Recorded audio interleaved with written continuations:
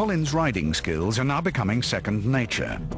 He's learning to apply them to a special horse which has been flown in from Madrid to take the role of the legendary Bucephalus, the wild horse that Alexander tamed as a child and rode for nearly 20 years.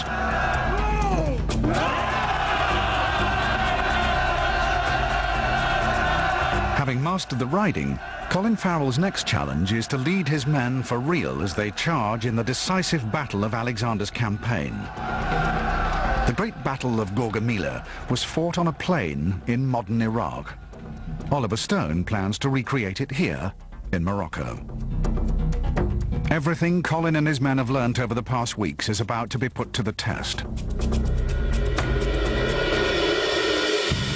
In preparation for the big day, Colin has been studying Alexander's tactics at Gaugamela, as soldiers still do today. Darius's forces outnumbered Alexander by a factor of perhaps 5 to 1. We think there were about 300,000 soldiers on the field on the Persian side alone, compared to about 40,000 on Alexander's side. So Alexander faced great odds. Alexander, as was his custom, would arrange his army in one long line with his phalanx at the center and the cavalry on either side. You're on the Great Plain of Gaugamela here. If you look off to my left, this would be the Macedonian line. The Macedonian line extends off about a mile and a half in that direction. The 400,000 Persians were arranged in two great lines with around 20,000 cavalry on either side. Darius, the Persian king's plan, was to encircle the Macedonians and crush them from behind. Alexander saw through Darius' strategy and began to put his own plan into action. Alexander will ride out in that direction with his companion cavalry, straight out toward the horizon out there. That will cause a reaction in the Persian line, which is all along here. Alexander hoped that the Persians would try to follow him, spreading their troops ever thinner until a gap appeared in their lines. It would be an incredibly high-risk strategy, but like Alexander, Colin must betray no sense of anxiety to his men.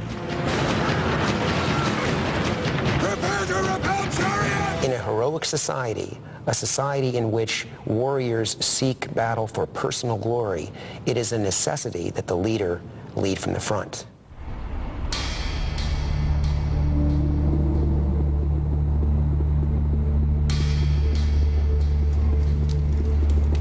On the eve of the great battle, Alexander set up camp a few miles from the plain of Gaugamela. In Alexander's camps at night, the cavalry would be round one group of fires, the infantry perhaps round another. Alexander's camp would have been full of tall stories.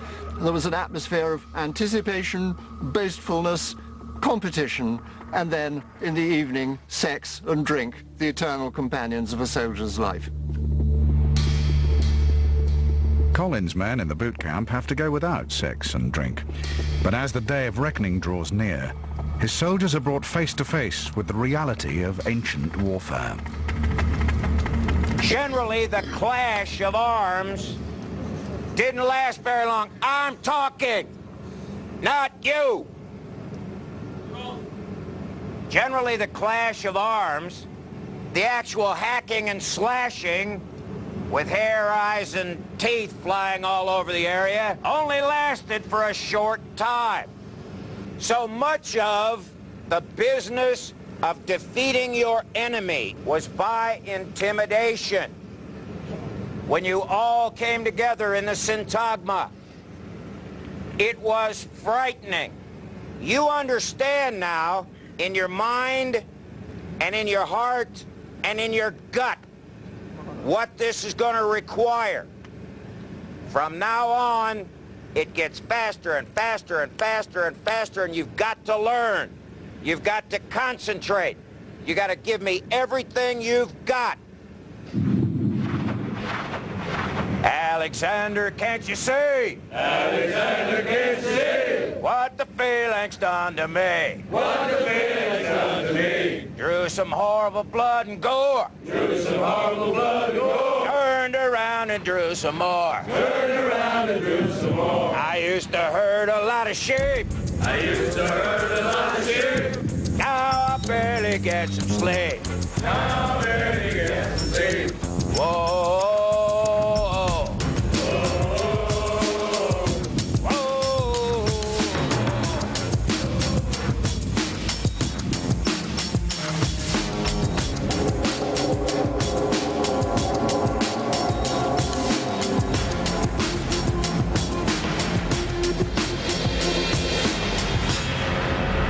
It's a gigantic moment. Something I've been trying to get my head around for 6 months, and something that I don't know if when I'll be. I'd give it a good go today, though. I tell you, you know what I mean. It's just it's at being at the edge of the cliff, you know. And I've had a long time to look at the drop, and then it's just taking that final step. Yeah. And once you go, there's no turning back, which is a glorious thing. It's beautiful.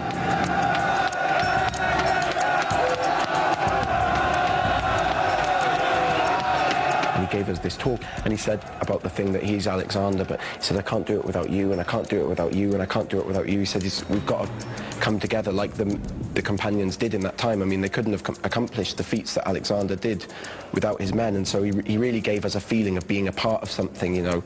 You can do it. You've seen you can do it. You can do it with a bit of focus, some hard work. And for fair. This will be beautiful. Good boy. That makes you feel. Colin is in the very end of the process of becoming Alexander the General. He will now be able to control this army in the field through his presence, through his bearing, through his command presence. Phalanx! Attention! Can you do this? Yes, sir! Can you do this? Yes, sir! Let's see it. Filming is about to begin, and we shall discover whether Colin has finally become Alexander.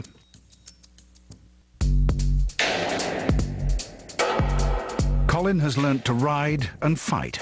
He has learnt to lead and inspire. Now the day has at last arrived for him to step into the clothes of Alexander the Great. It's bizarre, actually, and a little bit ridiculous. And kind of hard to look at yourself in the mirror at first, because you're wearing all these fine gowns and you know, Persian clothing, and it's empowering, man. It's bottom line, you know. And it's such a detachment from anything I've ever worn in my life, anything I've ever seen.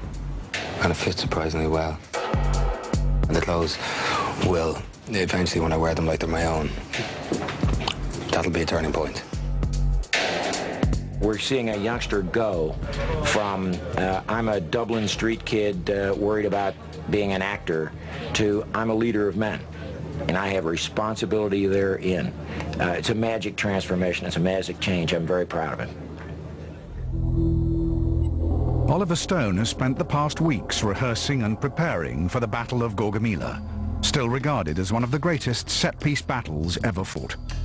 The camera is about to start rolling for the first take, and the moment has come to discover whether Colin has succeeded in becoming Alexander. It's just a defining moment. And this is the time, this is when it's going to happen. This is when we're going to go to battle. There's 300,000 of them, there's 50,000 of us. But tomorrow's going to be the day. Surely this man, if he were human, had to have some kind of fear, some kind of doubt about the outcome. And yet, there's no record that Alexander demonstrated or displayed any kind of fear or uncertainty or discomfort. And he knew what his soldiers really needed to be inspired for battle. He gave them that in abundance. To look at this, Jesus, man, I mean, look at it. To look at all this, just imagine the place, imagine the time, imagine the feeling, imagine the fear or lack of fear, the embracing of the future, destiny, fate, the potential, the battle tomorrow, all the boys. It's going to be a lot of blood. It's going to be a lot of blood. It's going to be a lot of lives lost. Everyone on the set behaved as if they knew there was something special about him. There was a special light around him.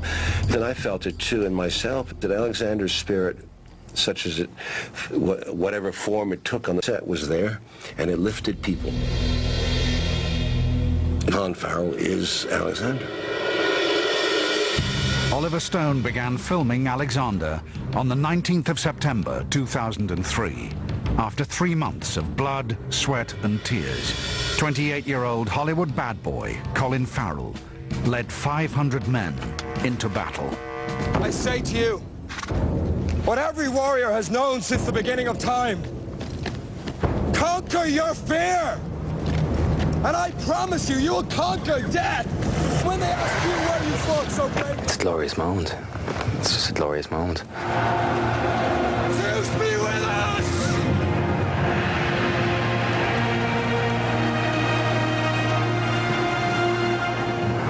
I just want to get through them and then keep going. Keep going, keep going, keep going.